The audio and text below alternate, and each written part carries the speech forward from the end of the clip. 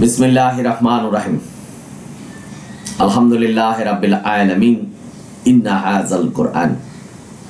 প্রিয় শ্রোতা দর্শক ভাই বোনেরা, আমি আপনাদের সকলকে সালাম জানাচ্ছি। সালামুন আলাইকুম। শুনছেন QM Quranic Messages YouTube channel. সাদর আমন্ত্রণ জানাচ্ছি আপনাদের আজকের ভিডিও দেখার জন্য। আশা করি আপনারা দেশে এবং প্রবাসে সকলেই ভালো আছেন। আজকের প্রসঙ্গ আমার এক বোনের প্রশ্নের জবাবে বলছি। উনি প্রশ্ন করেছেন যে ইবাদত যাহা কিছু করেছি কোরআনের হুকুমের অনুসারে হয়নি, এখন করণীয় কি? সুন্দর প্রশ্ন করেছেন, ধন্যবাদ আপনাকে। আমি তুলনামূলক আলোচনা করি। আপনারা জানেন যে কোরআন কি বলছেন এবং এই সমাজে মোল্লাদের দ্বারা আমরা কি শুনছি।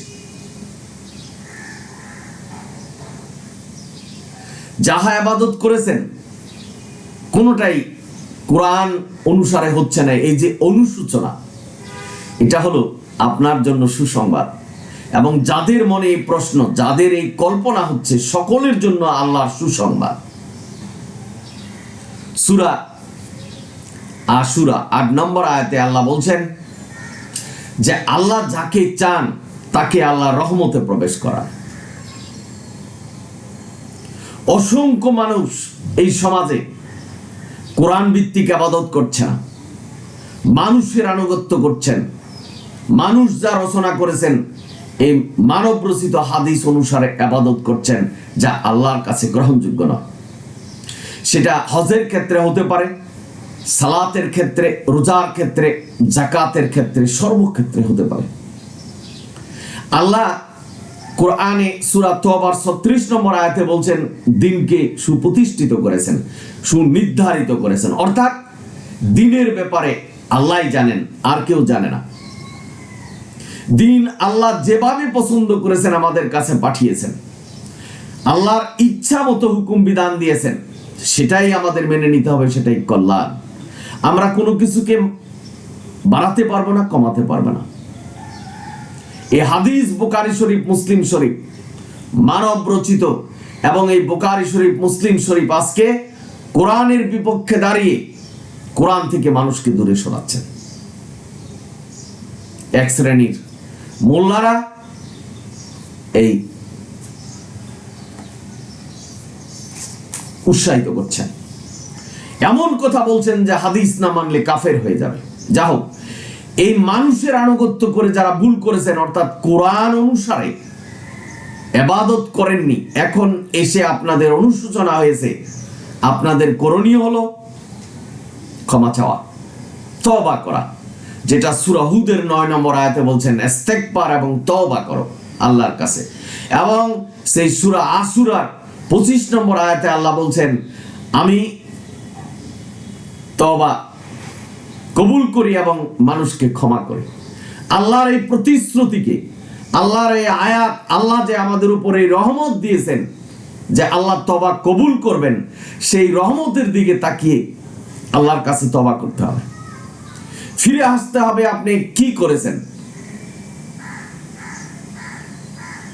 এই কথা কল্পনা করে ফিরে আসতে হবে কোরআনের পথে। কোরআন কি বলেছেন, আল্লাহ কিভাবে আমাদের হুকুম বিধান দিয়েছেন। একটি কথাই আমি বলবো, যে আপনি যদি মনে করেন যে আল্লাহ আমাদের সৃষ্টিকর্তা, আমাদের চেয়ে জ্ঞানী, এবং এই আল্লাহর হাতেই আমাদের জীবন মরণ, আল্লাহ যা খুশি তাই আমাদের করতে পারেন, এই কথা যদি চিন্তা করেন তাহলে আল্লাহর হুকুম বিধানই মানবেন। আর যদি চিন্তা না করেন তাহলে মানব রচিত হাদিস মানতে পারবেন শয়তানের প্ররোচনায়।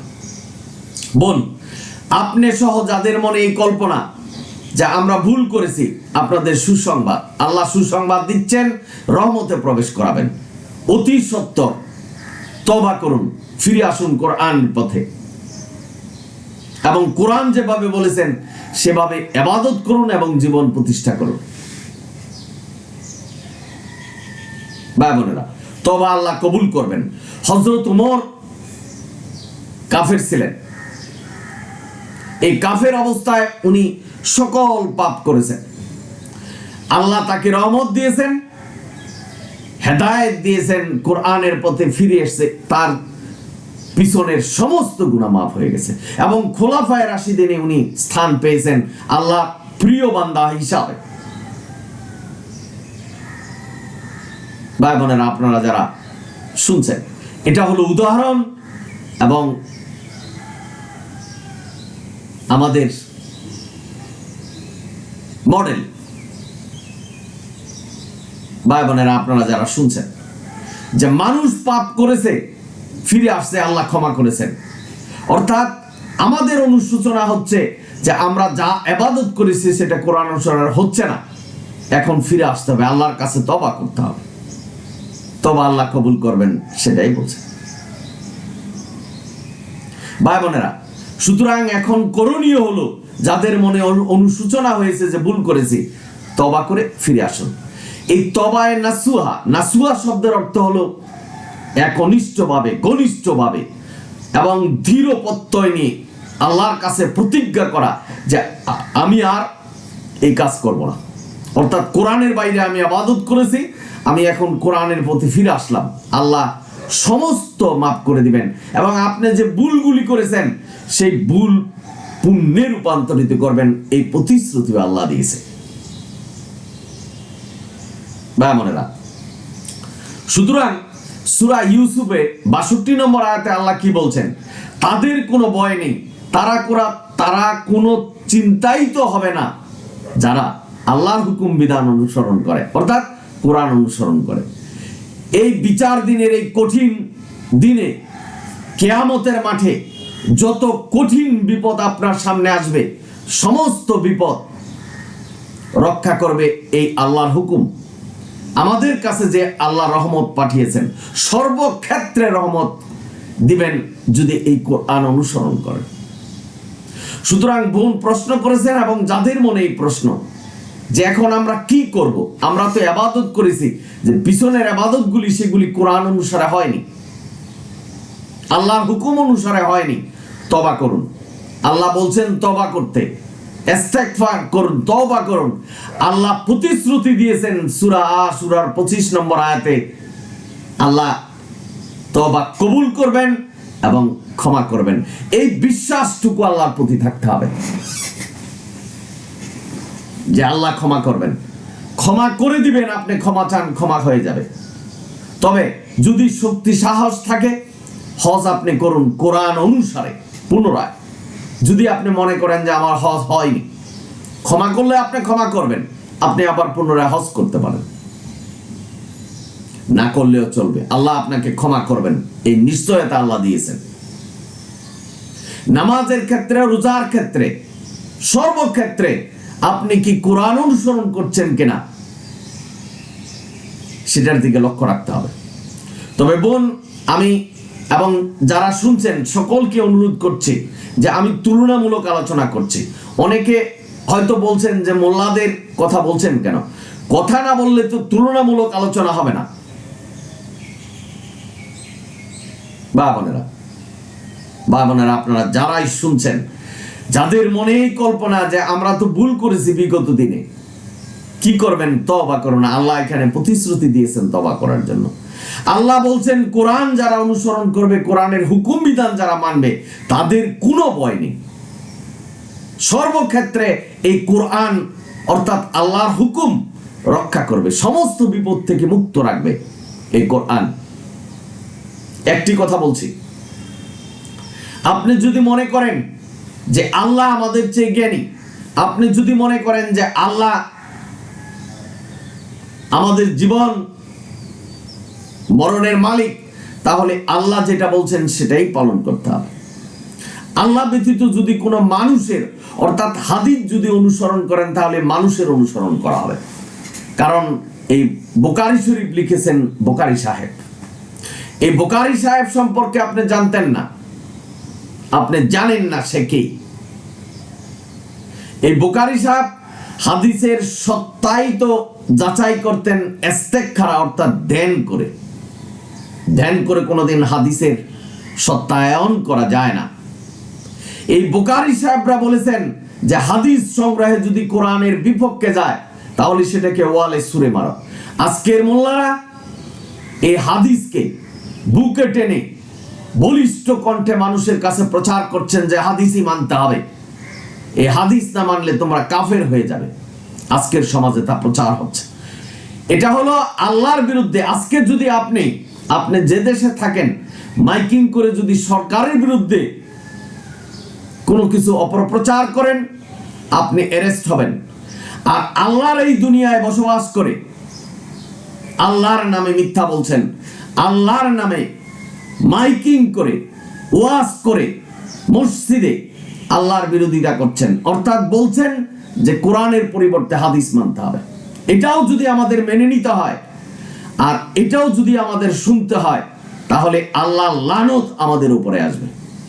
তবে কৌশলে এবং বুদ্ধিতে কোনো ঝগড়া বিবাদ না করে শান্তিপূর্ণভাবে আমরা আসুন কোরআন অবলম্বন করি, কোরআন অনুসারে পথ অতিবাহিত করি। কারণ আল্লাহ বলছেন যে তোমার নিজেকে তুমি জাহান্নামের আগুন থেকে বাঁচাও। যার যার ধর্ম তার তার। এই ধর্ম বলতে আমি বুঝাচ্ছি যে আমরা মুসলমান ঘরে জন্ম হয়ে আজকে মাইকিং করে আল্লাহর বিরুদ্ধে কথা বলছেন। আমরা সেই মাইকের টাকা দিচ্ছি, মাইক কিনে দিচ্ছে তাদেরকে।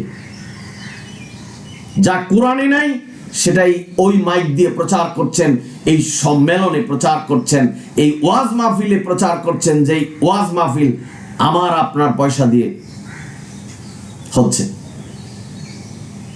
আর আপনি সহায়তা করলেন যে কোরআনের কথা না বললে হাদিসের কথা বলছেন, অর্থাৎ এই আল্লাহর বিরুদ্ধে প্রচার প্রসারণার জন্য আপনিও সহায়তা করলেন।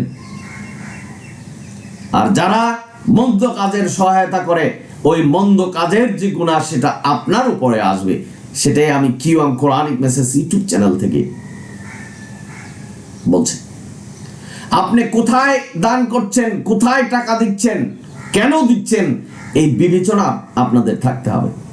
যে মাইকের পয়সা আমি দিচ্ছি, যেই টাকা দিয়ে আমি মাইক কিনে দিছি, সেই মাইক দিয়ে তারা কি প্রচার করছেন, আল্লাহর কথা প্রচার করছেন না আল্লাহর বিরুদ্ধে কথা বলছেন, সেই বিবেচনা করতে হবে। সেই বিবেক বুদ্ধি আমাদেরকে দিয়েছে আল্লাহ।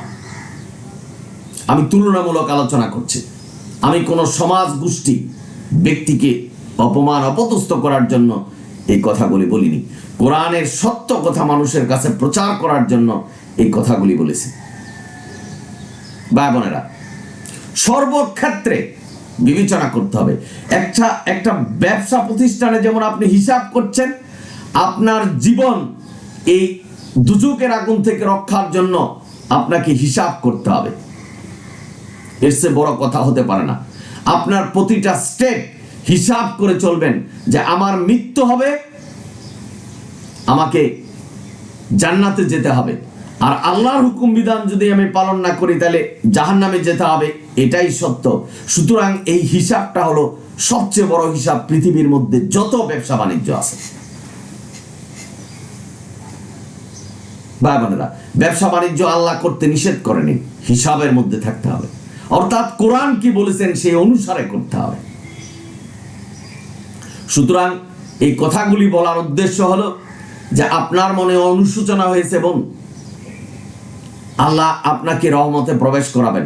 আপনি যে ভুলগুলি করেছেন আল্লাহর ইচ্ছা হয়েছে ক্ষমা করে দিবেন।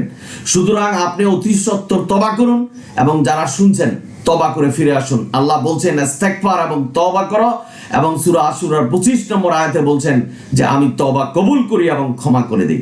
এই সুযোগ যেন আমাদের হাতছাড়া না হয়। মৃত্যুর আগে আমাদের তওবা করে মৃত্যু হবে, এবং মৃত্যুর সময় যখন আমার মৃত্যু হয়ে যাবে এই সময় তওবা করলে কবুল হবে না। এখনই যখন আপনি সুস্থ আছেন, ভালো আছেন, আপনাকে তওবা করতে হবে। সুতরাং ভাই বোনেরা, প্রতিটা ক্ষেত্রে হিসাব করুন। আপনি ওয়াজ মাহফিল বানাচ্ছেন, তারা কি কোরআনের কথা বলছেন না কোরআনের বাইরে কথা বলছেন? আপনার টাকায় মাহফিল করছেন, আপনার টাকায় মোল্লাদেরকে টাকা দিচ্ছেন, বলছেন আল্লাহর বিরুদ্ধে কথা, বিবেচনা আপনাদের। ভাই বোনেরা, সুতরাং বুঝতে পেরেছেন যে আপনি অনুশোচনা হয়েছে, বিগত দিনে আপনি যা করেছেন এগুলি ভুল করেছেন। তওবা করুন, সমস্ত গুনাহ মাফ হয়ে যাবে এবং আপনার সেই মন্দ কাজগুলি আল্লাহ পুণ্যে রূপান্তরিত করবেন। এই মেসেজই আমি QM Quranic message YouTube channel থেকে দিচ্ছি। আপনারা সকলেই ভালো থাকুন, সুন্দর থাকুন। আমি একটা অনুরোধ করছি, যদি ভিডিও ভালো লাগে সাবস্ক্রাইব এবং শেয়ার করবেন। আলহামদুলিল্লাহি রাব্বিল আলামিন। সালামুন আলাইকুম।